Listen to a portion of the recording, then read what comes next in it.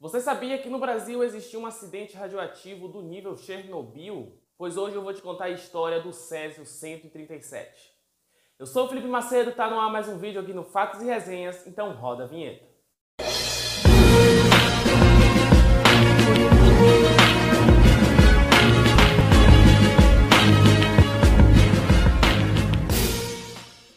Eu vou contar pra vocês, gente, tudo em ordem cronológica, pra vocês entenderem basicamente tudo o que aconteceu, para no final a gente poder explicar com mais clareza todos esses fatos, ok? Então vamos lá. Tudo aconteceu no dia 13 de setembro de 1987, quando dois catadores de materiais recicláveis estavam ali em Goiânia procurando produtos, para eles poderem reciclar. Até que eles entraram em uma clínica abandonada, onde antigamente funcionava o Instituto Goiano de Radioterapia.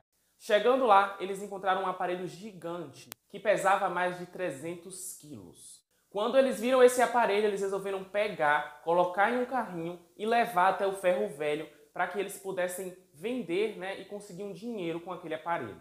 Chegando no Ferro Velho, o senhor Devair, lembrem desse nome, a gente vai usar muito esse nome durante esse vídeo, tá? Devair. O senhor Devair olhou o aparelho e falou que só compraria uma parte dele. Então ele fechou o negócio com os dois homens e comprou apenas uma parte desse aparelho, que equivalia mais ou menos a 90 quilos. Então, gente, o senhor Devair pediu para que os dois funcionários do Ferro Velho pegassem aquele aparelho e abrissem para ser melhor no manuseio, para eles conseguirem pegar os aparelhos que fossem para conseguir vender. Enquanto eles estavam desmontando, gente, o aparelho, eles encontraram um cabeçote, mais ou menos uma espécie de cabeçote, um círculo de chumbo. Só por aí você já tira, Hoje em dia, todo mundo que tem o consentimento sobre isso sabe que chumbo é uma coisa relacionada à radiação. Mas naquela época ninguém tinha essa noção, ninguém tinha esse consentimento, porque não era uma notícia que chegava facilmente para as pessoas. Então, o que foi que os dois funcionários do Devair fizeram? Eles pegaram esse cabeçote, esse círculo de chumbo e abriram. Assim, chegou naquele dia, no final do expediente, eles deixaram esse aparelho lá no canto e foram para casa. Durante a noite, o Devair estava lá no Ferro Velho e ele percebeu que tinha um brilho vindo do lado de dentro do armazém. Chegando lá, ele viu que essa luz vinha desse aparelho, desse cabeçote de chumbo. Ele achou tão fascinante, gente, tão legal esse pozinho brilhante, que ele levou para a própria casa. Mostrando para a mulher e para a filha, ele chegou a colocar o artefato até mesmo na estante, do lado da TV. E todo mundo, gente, que ia na casa do senhor Devair, via aquele pozinho branco lá, brilhante na estante, Então muitas pessoas iam, pegavam, olhavam, manuseavam o pó, e por aí você já tira que a confusão ia ser grande. O senhor Devair, gente, em uma entrevista contou que os primeiros sintomas que ele começou a ter foi em um dia que a esposa dele fez uma feijoada. Ele não tinha o costume de almoçar, porém naquele dia ele resolveu comer. Depois que ele comeu, depois que ele se alimentou, ele disse que começou a sentir náuseas, vômitos e diarreia. Por volta do meio-dia, minha mulher tinha feito uma feijoada e comprou uma coca litro. Eu não almoço, nunca fui de almoçar, não. Mas nesse dia, não sei o porquê, eu cismei de comer um pouquinho dessa feijoada. Aí eu comecei a ter vômitos. Vômitos, diarreia, daí por diante. E foi aí, gente, quando ele percebeu que estava tudo errado, quando ele teve um sintoma muito bizarro. Quando a água bateu aqui, começou a cair aquele monte de cabelo. Aí eu perdi o sabor, não podia comer um quilo de sal, um quilo de açúcar, uma porcaria só. Não tinha sabor. E meus pelos caindo, comecei a inchar. E essa peça foi levada à vigilância sanitária por 3 vezes. Hoje, onde é a fundação, ali era a vigilância sanitária. Várias pessoas tiveram contato na casa e com o próprio Devair durante esse meio tempo. Inclusive o irmão dele, o senhor Ivo, que foi visitar o irmão na casa.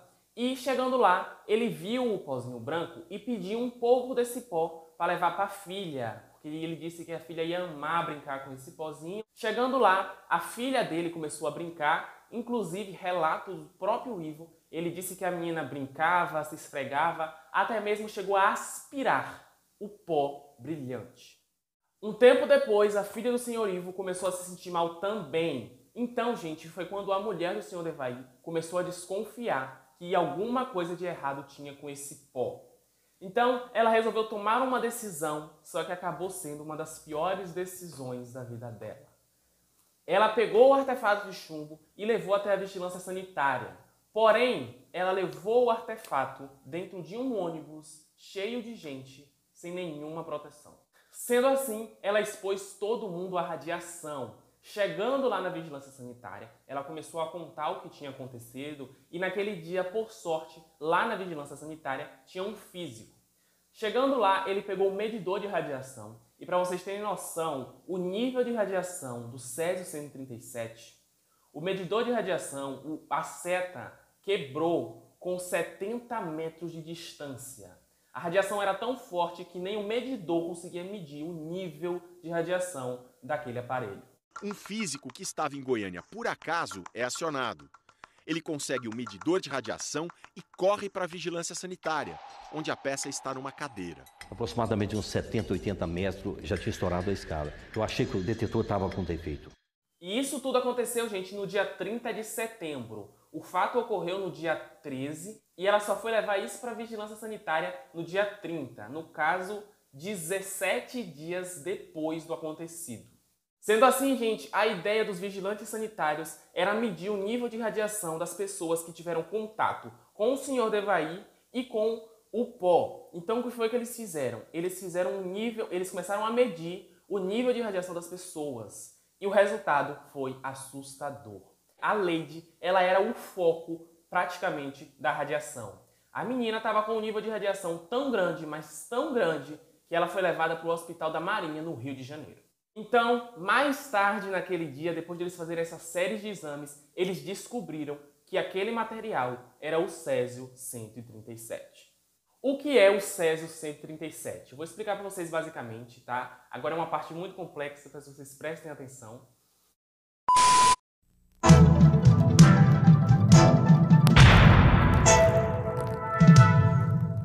O Césio-137, gente, ele é uma fissão nuclear. O que é uma fissão nuclear? É quando um elemento de grande carga elétrica se divide e formam dois elementos. Nesses dois elementos, a carga elétrica deles vão estar menor porque os elétrons foram divididos.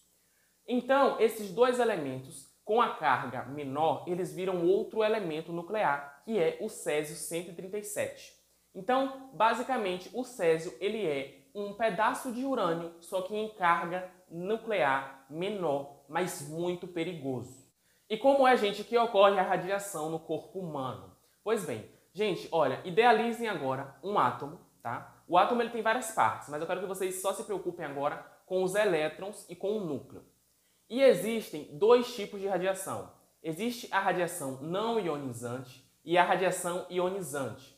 Quando a radiação não ionizante ela passa pelo átomo, ela não tem influência nenhuma, ela não mexe com nada, ela não consegue mudar nada no elétron. É como se tivesse passado ali uma onda e o átomo continuou normalmente. Quando a onda de radiação ionizante passa pelo átomo, ela passa fazendo estrago. Ela leva alguns elétrons, ela muda o DNA do átomo e ela muda até mesmo as moléculas e as células, fazendo com que todo o organismo comece a reagir como formas de sintomas. Então, os sintomas que o Sr. Devaí teve, de náusea, vômito, diarreia, a queda de cabelo, tudo isso foi a reação do organismo dele por causa dessa onda de radiação ionizante que passou pelo corpo do Sr. Devaí. As investigações do Césio-137. A polícia começou as investigações isolando a área aonde ficava a casa, do Sr. Devaí. Eles então ofuscaram o caso e falaram que era um vazamento de gás. A gente tem um vazamento de gás aqui, a gente vai esperar o gás abaixar, depois a gente libera de novo. Só que não era esse vazamento que estava acontecendo, né? Então, gente, quando as autoridades perceberam que o nível de radiação não estava baixando, eles resolveram liberar a notícia que tinha acontecido, sim, um acidente radioativo no Brasil.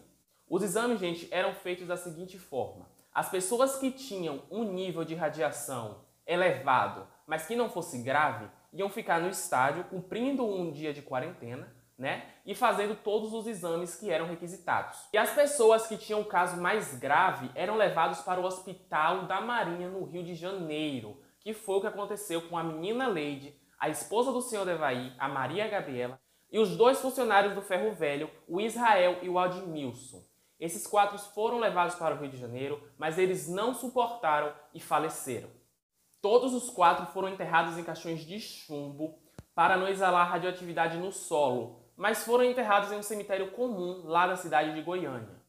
A casa do Devair, depois das investigações que ocorreram, ela foi completamente demolida.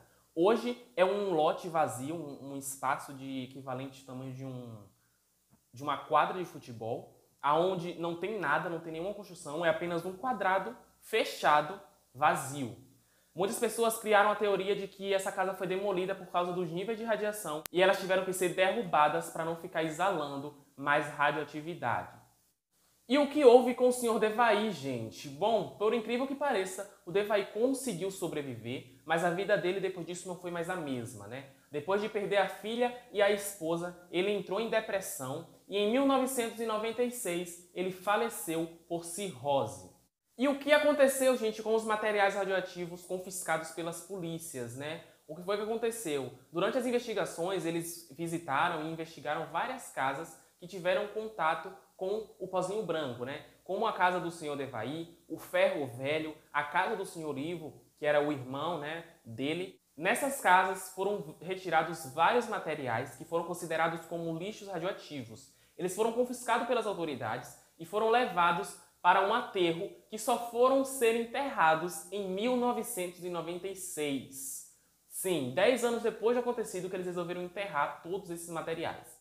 O local fica a 30 minutos de Goiânia, é um local bem afastado, né? E para vocês terem noção, gente, do tanto de lixo radioativo que foi confiscado, a gente consegue observar pelo tamanho das montanhas, né? Os locais onde foram enterrados lixos têm um tamanho absurdo. Aquele tamanho daquela montanha é o tanto de lixo radioativo que tem ali dentro enterrado. Segundo especialistas, não corre nenhum risco daquela radiação se proliferar, mas muitas pessoas ainda têm medo do que pode acontecer. E outra pergunta, gente, que muitas pessoas fazem, que é sobre o material, né? O Césio-137, que foi encontrado em uma clínica abandonada. Como é, gente, que um produto nesse nível de perigo estava em um local completamente abandonado e vulnerável para qualquer pessoa? Bom, em 2017, o Fantástico fez uma entrevista especial falando sobre os 30 anos do Césio-137.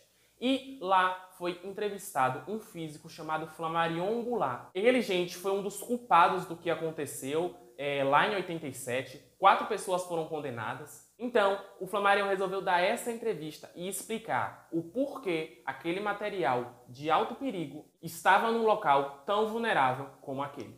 Eu nunca tive essa consciência de ter culpa e responsabilidade de uma forma. Nunca admiti isso e nunca falei para o nunca. Mas agora vai falar. Quando eu fiquei sabendo que tinha acontecido, que estava acontecendo aquilo, eu corri aqui para ver se o equipamento estava aqui e vi que não estava. O senhor sabia que aquele equipamento estava largado lá? E se eu disser para você que não estava largado lá? Então, gostaria muito de saber como é que estava. Pois é, aquele equipamento na realidade não estava largado lá. Aquele equipamento, ele, quando foi desmontado a clínica, aquele cabeçote foi lacrado e foi transferido para o Hospital Araújo Jorge, no bunker do acelerador que ia ser montado aqui. Não entendi, doutor Flammarion. Então o que o senhor está me dizendo é, por alguma razão esse equipamento foi trazido para um local protegido aqui do hospital. Exato. E acabou voltando para a clínica. Acabou voltando para a clínica. O senhor não sabe explicar por quê? Não sei. Então vocês me dizem aí, o que vocês acharam dessa história? Se teve culpado, se não teve culpado, o que mais poderia ter acontecido? Deixa sua opinião aqui nos comentários, ok? Então é isso, deixa o like, compartilhe, se inscreva no canal e até o próximo vídeo.